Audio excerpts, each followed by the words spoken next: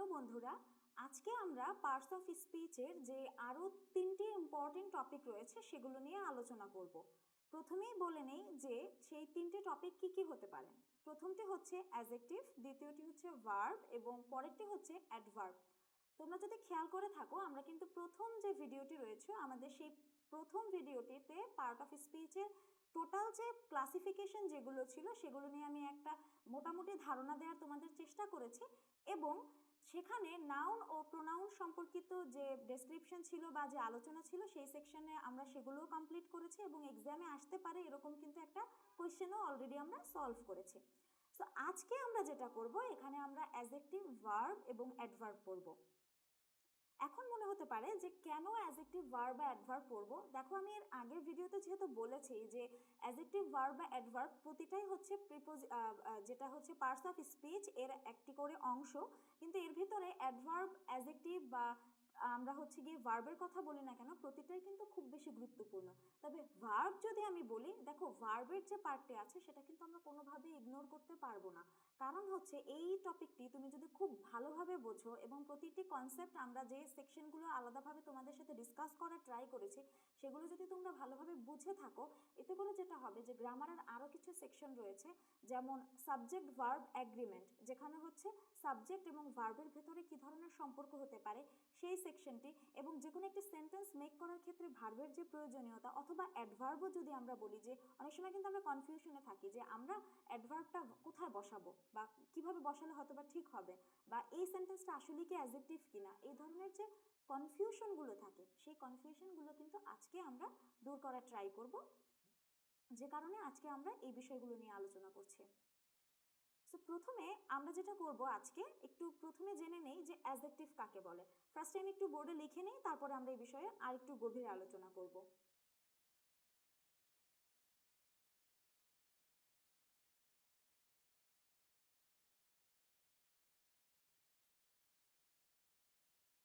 দেখো, আমি কিন্তু এখানে অলরেডি লিখে নিয়েছি অ্যাডজেক্টিভ। সো আমরা সবাই জানি অ্যাডজেক্টিভ কি। অ্যাডজেক্টিভ হচ্ছে যে শব্দগুলো নাউন বা প্রোনাউনের দোষ, গুণ, অবস্থা, সংখ্যা, পরিমাণ এই ধরনের বিষয়গুলো প্রকাশ করে, সেগুলোকে আমরা অ্যাডজেক্টিভ বলতে পারি। এখন ধরো আমি একটা উদাহরণ বললাম, Naima is a beautiful girl. তার মানে এখানে আমি বলছি নাইমা একটা সুন্দরী বা সুন্দর মেয়ে, একজন সুন্দরী মেয়ে। সো আমি যদি এখানে নাইমাকে যখনই বলছি বিউটিফুল, তখনই কিন্তু আমি ফার্স্টে যখন বলি নাইমা ইজ এ গার্ল, তখন একটা লাইন ছিল বা একটা সেন্টেন্স ছিল। এখন যদি আমি বলি Naima is a beautiful girl, তার মানে আমি যে গার্ল কথাটি বলছি সেটিকে কিন্তু মডিফাই করছে কে? বিউটিফুল। সো এই যে বিউটিফুল এই ওয়ার্ডটাই কিন্তু হচ্ছে অ্যাডজেক্টিভ। সো সবসময় অ্যাডজেক্টিভের কাজই থাকে নাউন বা প্রোনাউনকে মডিফাই করা, আরেকটু ক্লিয়ার করা। তুমি যে কথা বলছো বা তুমি যে কাজ করছো সেটা কিভাবে করছো, কোন ওয়েতে করছো, সেই বিষয়গুলোই আসলে ক্লিয়ার করার জন্য আমরা সাধারণত সেন্টেন্সে অ্যাডজেক্টিভ ব্যবহার করে থাকি। এরপরে রয়েছে ভার্ব।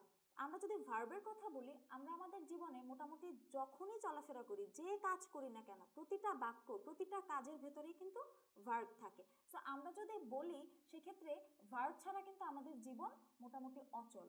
সো এখানে দেখো, আমি অলরেডি ভার্ব যদি লিখে নিয়েছি, সবাই কিন্তু ভার্ব শব্দটির অর্থ জানে। ভার্ব শব্দের অর্থ হচ্ছে ক্রিয়া।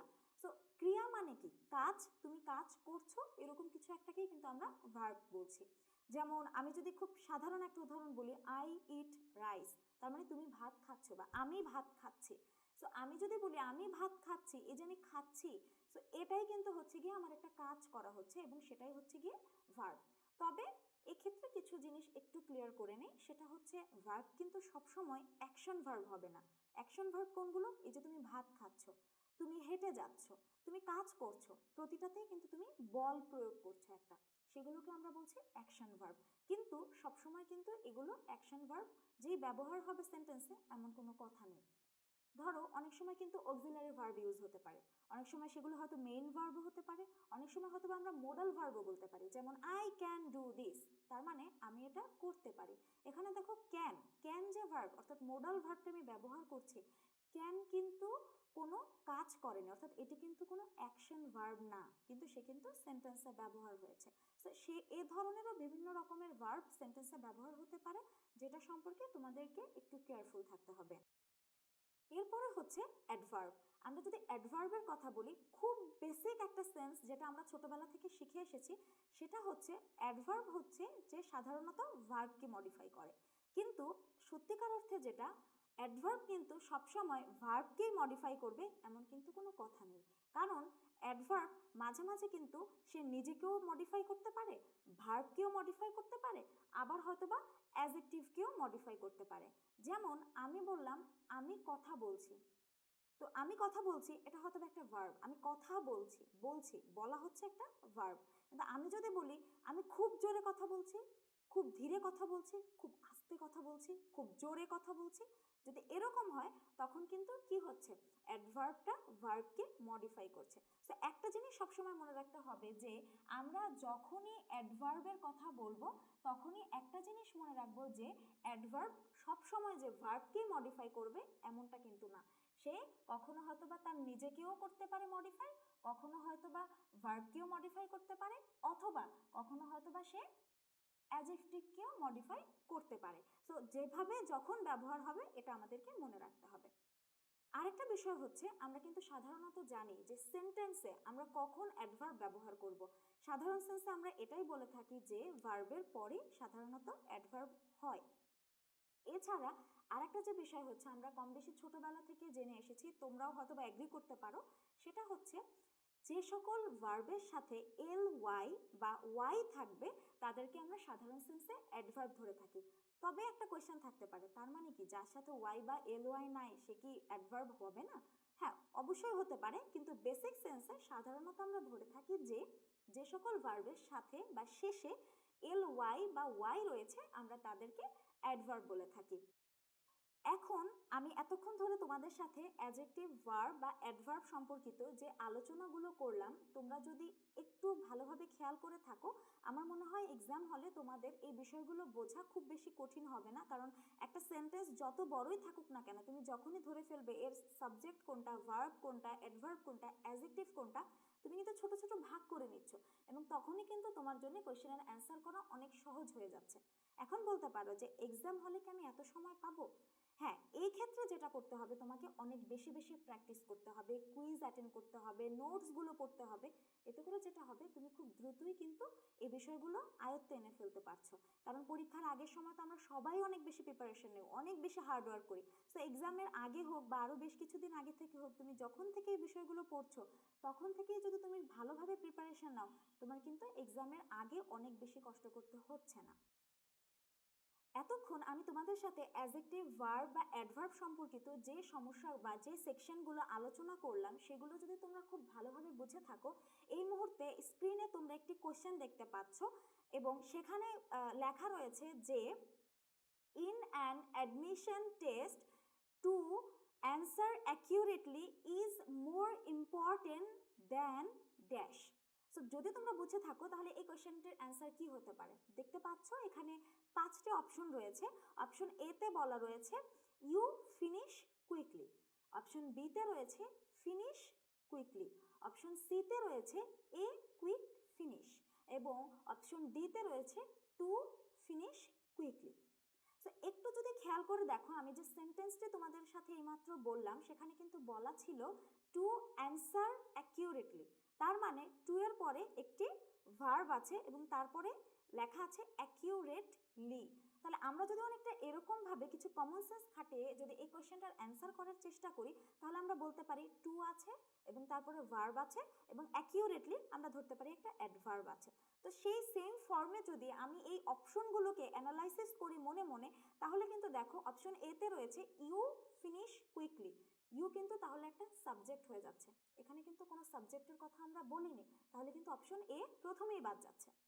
অপশন বি তে রয়েছে দেখো ফিনিশ কুইকলি, দেখো এখানে আমরা যখন প্রথম কথা বলেছিলাম তখন কিন্তু টু এর পরে অর্থাৎ টু ভার্ব, যেটা আমরা যেগুলোকে বলে থাকি সেই ভার্বগুলো, অর্থাৎ টু, অথবা আমরা যদি নর্মালিও বলে থাকি টু এর পরে ভার্বের বেস ফর্ম, এখানে কিন্তু আমাদের যে ব্ল্যাঙ্কটি ছিল সেখানে কিন্তু ব্ল্যাঙ্কের আগে ছিল দেন, টু ছিল না। তার মানে এখানে যেহেতু টু ভার্ব বা শুধু ফিনিশ এর একটাও হবে না, কারণ আমাদের প্রথমেই কিন্তু ছিল টু অ্যান্সার, তার মানে এখানেও টু এর পরে ভার্বের একটা বেস ফর্ম হতে হবে। হ্যাঁ, হয়তো এখানে বেস ফর্ম আছে কিন্তু টু নেই, এই কারণে আমরা অপশন বি কেও সিলেক্ট করব না। অপশন সিতে দেখতে পাচ্ছ এ কুইক ফিনিশ, এটা কিন্তু আসলে এর সাথে ম্যাচ করছে না, it doesn't make any sense. তো আমরা অপশন সি কেও নিব না। তারপরে দেওয়া আছে অপশন ডিতে টু ফিনিশ কুইকলি। একটু যদি খেয়াল করে দেখো, আমাদের কিন্তু প্রথমেই বলা ছিল in an admission test to answer accurately, তার মানে টু এর পরে ভার্ব, তারপরে অ্যাডভার্ব। সেই হিসাবে অপশন ডি কে যদি আমরা ম্যাচ করি তাহলে কিন্তু অনেকটা এরকম হয়, টু তারপরে ভার্ব অর্থাৎ ফিনিশ এবং তারপরে অ্যাডভার্ব রয়েছে কুইকলি। আমরা যদি অর্থটা করি, সেন্টেন্সের অর্থটা অনেকটা এরকম দাঁড়ায় যে অ্যাডমিশন টেস্টে শুধুমাত্র তুমি দ্রুত কোয়েশ্চেনের অ্যান্সার করলেই হবে না, সেটাকে তোমার কুইকলিও করতে হবে, মানে তুমি অ্যাকিউরেটভাবে সঠিক অ্যান্সার করো। সো আর অপশন ই এর কথা যদি আমি বলি, সেখানে নান বলা আছে। এখন তুমি এই 5টা অপশনের থেকে যে কোনো একটি অপশন নেবে। আমি অলরেডি তোমাদেরকে বলেছি আমরা কেন অপশন ডি নিয়েছি এবং কেন অন্যান্য অপশনগুলো নেইনি। আশা করছি তোমরা বুঝতে পেরেছো। এখন আমরা যে দুটি ভিডিও বা এর আগের পার্ট বা এই পার্টটিতে টোটাল যদি পার্টস অফ স্পিচ বা যে সেকশনগুলো নিয়ে আমরা আলোচনা করলাম, তোমরা যদি একটু খেয়াল করে দেখো, হয়তোবা এই সেকশনগুলো তোমাদের কাছে অনেক সহজ হতে পারে এবং সহজ হওয়ার কারণে যেটা হয় যে আমরা এক্সাম হলে যাওয়ার আগে এই বিষয়গুলো পারি বা এগুলো দেখতে হবে না এরকম চিন্তা ভাবনা করে হয়তোবা দেখে যাই না। কিন্তু সমস্যা যেটা হয়, তুমি যখনই এক্সাম হলে একটা কোয়েশ্চেনের অ্যান্সার করতে যাচ্ছ, তোমাকে কিন্তু সেই সেন্টেন্সটাকে বা সেই কোয়েশ্চেনটাকে কিন্তু প্রথমে ভেঙে ভেঙে ছোট করে নিতে হচ্ছে, এরপরে তোমাকে বুঝতে হচ্ছে এবং তারপরে তোমাকে কোয়েশ্চেনের অ্যান্সার করতে হচ্ছে। এখন বেসিক যেটা হয় যে আমরা সাধারণ আমাদের দৈনন্দিন কথাবার্তা বা কমিউনিকেশনের ক্ষেত্রে যে কথাগুলো বলি, সেগুলোকে হয়তো আমরা ভেঙে বলার প্রয়োজনীয়তা মনে করি না, কিন্তু যখনই তুমি এক্সাম হলে থাকবে তখন কিন্তু তোমাকে এই কোয়েশ্চেনের অ্যান্সারগুলো দেওয়ার ক্ষেত্রে কোয়েশ্চেনগুলোকে ভেঙে ভেঙে নিতে হবে। আর সেটা তখনই পসিবল হবে যখন তুমি কোনটা নাউন, কোনটা ভার্ব, কোনটা অ্যাডভার্ব, প্রিপোজিশন যেটাই হোক না কেন সেটা বুঝতে পারবে। সো কোয়েশ্চেনগুলো খুব দ্রুত সময়ে সুন্দরভাবে এবং সঠিক উপায়ে সলভ করার জন্য কিন্তু পার্টস অফ স্পিচের এই ধরনের সেকশনগুলো নিজেদের জানা হওয়ার পরেও আরেকবার ঝালাই করে নেওয়ার কিন্তু কোনো মানে অপেক্ষায় রাখে না, তোমাকে এটা করতেই হবে যদি তুমি ভালোভাবে প্রিপারেশন যেটা রয়েছে সেটাকে 100% ফুলফিল করতে চাও।